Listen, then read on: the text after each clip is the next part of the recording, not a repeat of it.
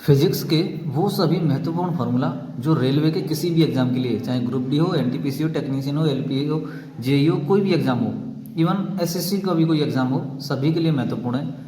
मैं सबसे पहले यहाँ पर फॉर्मूला जो है चाल बराबर दूरी बट्टे समय, जो कि मैथ में भी आता है और इवन कॉमन फार्मूला है जो आराम से आप याद कर सकते हैं।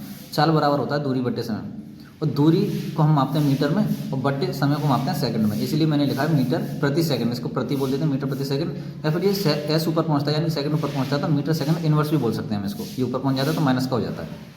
ऐसे वेग बराबर होता है विस्थापन बट्टे समय, त्वरण बराबर वेग में परिवर्तन बट्टे समय। ये कॉमन फॉर्मूला जो कि आपको याद होंगे, नहीं याद है तो आप याद कर लीजिए, ठीक है। हालांकि मैं न्यूमेरिकल भी इसमें एक आध बता सकता था, लेकिन वीडियो लंबी हो जाएगी, उस हिसाब से मैं सिर्फ फॉर्मूला बता रहा हूँ आपको, जिससे कि आपको आराम से याद हो जाएंगे। ये फॉर्मूला है क्षेत्रफल और लंबाई गुणा चौड़ाई, और आप इनको एक बार देखेंगे तो ये आराम से आपको भी याद हो जाएंगे, ठीक है।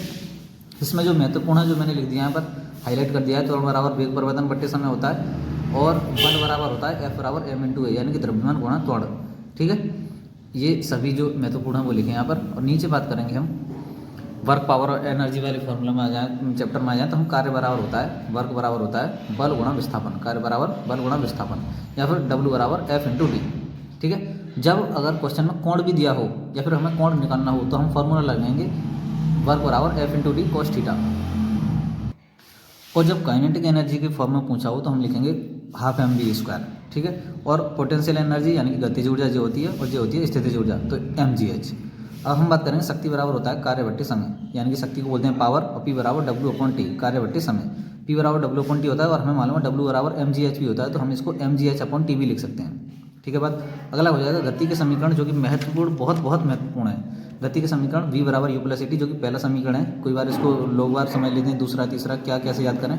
तो पहला है v बराबर यू प्लस ए टी, दूसरा s बराबर U T plus half A T square, तीसरा v स्क्वायर बराबर you square plus 2as।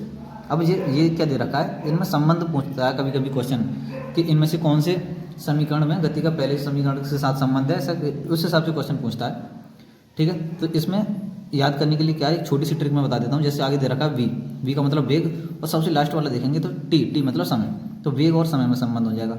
s का मतलब होता है स्थिति, ठीक है, वैसे दूरी होता है, और यहाँ t समय, स्थिति और समय, वेग और स्थिति के बीच में संबंध, ठीक है। इसको आप याद रखते हैं। वैसे 3 फॉर्मूला है, लेकिन कभी कभी होता है क्वेश्चन में nवें सेकंड में तय की गई दूरी पूछता है। जब भी क्वेश्चन में nवें सेकंड में तय की गई दूरी पूछे तो हम लिखेंगे एस एन बराबर दूरी, यानी कि S N U plus A by two 2n minus 1। ये फॉर्मूला लगाकर हम इस क्वेश्चन को हल कर पाएंगे। और प्रक्षेप्य गति की बात करना है, प्रक्षेप्य गति भी कभी कभी क्वेश्चन में पूछ सकता है। तो अधिकतम अगर ऊंचाई की बात करता है तो फॉर्मूला लेगा you square sine square theta by 2g, और समय पूछेगा तो ये, और प्रयास पूछेगा तो ये वाला फॉर्मूला, ठीक है। और संवेग संरक्षण की बात करें, जैसे आपने कई क्वेश्चन देखा होगा कि गोली मार हम चला रहे हैं, उसमें इतना वेग दे रहा, उसका द्रव्यमान है और गोली का द्रव्यमान इतना है, तो वेग बराबर कितना होगा, ऐसा कुछ फॉर्मूला क्वेश्चन होता है। तो उसमें ये वाला हम फॉर्मूला लगाएंगे v बराबर minus M V upon M. v बराबर वस्तु का वेग है, जो बड़ा कैपिटल M है वस्तु का द्रव्यमान है, और माइनस m जो गोली का द्रव्यमान है, ठीक है, और ये गोली का वेग है। और अगर कई बार ऐसा होता है कार्य और गतिज ऊर्जा के रूप में परिवर्तन हो, तो उस हिसाब से क्वेश्चन बनता है जिसमें ये फॉर्मूला लग जाएगा हमारा w बराबर हाफ m और v2 का स्क्वायर माइनस v1 का स्क्वायर, यानी कि दूसरे वेग का स्क्वायर माइनस पहले वेग का स्क्वायर। p बराबर w अपॉन टी होता है, ठीक है, ये अभी मैंने ऊपर बताया था आपको, शक्ति बराबर कार्य बट्टे समय। अब इसको हम w अपॉन टी को, w को हम क्या लिख सकते हैं, बराबर एफ इंटू डी भी लिख सकते हैं। मैंने भी आपको बताया यहाँ पर, क्या नाम बताया, ये रहा यहाँ पर w बराबर एफ इंटू डी, डब्ल्यू बराबर एफ इंटू डी। आगे आप देखेंगे गतिज ऊर्जा और संवेग में संबंध पूछा हो तो k बराबर पी स्क्वायर अपन 2m लगाएंगे। और अगर गुरुत्वाकर्षण वाला क्वेश्चन फॉर्मूला चैप्टर की बात करें तो उसमें से आ जाएगा, तो f बराबर जी m1 m2 अपन r स्क्वायर। सार्वभौमिक गुरुत्वाकर्षण नियतांक मतलब होता है g, सार्वभौमिक गुरुत्वाकर्षण नियतांक। खोज करी थी इसकी जी की हेनरी कैवेंडिश ने, और इसका मान होता है 6.6734 × 10⁻11 newton metre square upon kilogram square. विमा होती है m-1 L2 T-2, m-1 L3 T-2, ठीक है। अगर विचलन कोण पहुंचे, यानी कि उस प्रकाश वाले चैप्टर में हम पहुंच जाए तो विचलन कोण पूछता है, एंगल ऑफ डेविएशन पूछता है, तो 180 माइनस आई प्लस आर करते हैं, ठीक है। प्रतिबिंबों की संख्या पूछे, इससे क्वेश्चन पूछता है जरूर। प्रतिबिंबों की संख्या पूछता था तो एन बराबर हम निकालेंगे 360 बट्टे थीटा। 360 तो कोई भी सर्कल का पूरा कोण होता है, और थीटा उस क्वेश्चन में दिया होगा 75 डिग्री 70 डिग्री जो भी दिया हो। और इतना करने के बाद हमारे पास विषम संख्या आ रही है तो ठीक, अगर हमारे पास सम संख्या आ रही है तो उसमें से एक माइनस और कर देंगे, ठीक है।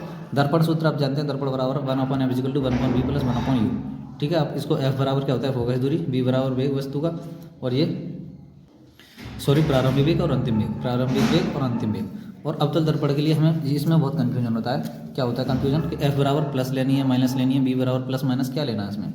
तो अवतल दर्पण के लिए हम एफ बराबर माइनस लेंगे, यू बराबर माइनस, बी बराबर माइनस और प्लस ले सकते हैं क्वेश्चन के हिसाब से। अगर वास्तविक और उल्टा दिया हो जो क्वेश्चन में तो माइनस, और आभासी या सीधा दिया हो तो हम प्लस लेंगे। उत्तल दर्पण के भी आप देख सकते हैं इसी हिसाब से।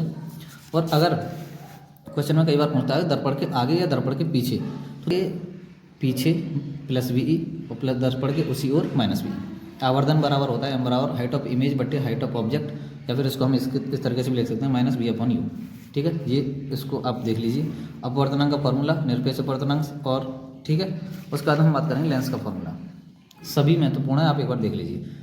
लेंस का फॉर्मूला भी होता है, बस यहाँ माइनस लग जाता है। दर्पण में 1/f=1/v प्लस 1/u होता है, यहाँ माइनस लग जाता है। सेम चीज़ यहाँ पर मैंने लिखी है। लेंस के लिए एफ बराबर क्या लेना है, उत्तल लेंस के लिए क्या लेना है, अवतल लेंस के लिए क्या लेना है, वो मैंने सब लिखा है यहाँ पर। ठीक है, आवर्धन का फॉर्मूला भी वही है, बस यहाँ पर माइनस नहीं होता, प्लस होता है। और ये भी देख लीजिए आप, लेंस की शक्ति हमें निकालनी है तो P बराबर 1/f, P यानी कि पावर लेंस की शक्ति, F 1/f। ठीक है, पावर ऑफ लेंस, उसको हम मापते हैं डायोप्टर में। अगले पेज की मैं बात करूँ अभी, जो साउंड और वेव वाले चैप्टर में आएंगे। आप ये जानते होंगे आयाम किसे कहते हैं, या फिर आवर्तकाल किसे कहते हैं, आवृत्ति किसे कहते हैं, उनकी भी मैंने परिभाषा लिखी है, आप देख लीजिए एक बार। और अगर हमें तरंग का वेग निकालना है तो हमारे लिए फार्मूला है आवृत्ति गुणा तरंग दर।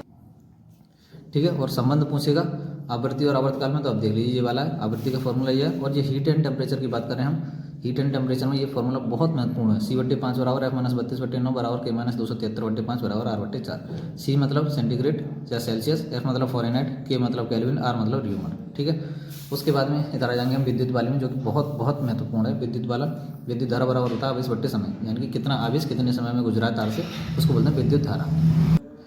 और शॉर्ट में इसका फॉर्मूला हो जाएगा I बराबर Q/T। Q को हम मापते हैं कूलाम में, यानी कि विद्युत आवेश को कूलाम में, और C इसको सेकंड में। तो कूलाम प्रति सेकंड बोल सकते हैं या फिर एम्पियर बोल सकते हैं। विद्युत धारा का मात्रा कूलाम प्रति सेकंड या फिर एम्पियर। ठीक है, और यहाँ पर देख लीजिए आप, ये लिखा है V बराबर W/Q। V का मतलब विभव या विभवांतर, W/Q जी इसका फॉर्मूला हो जाएगा।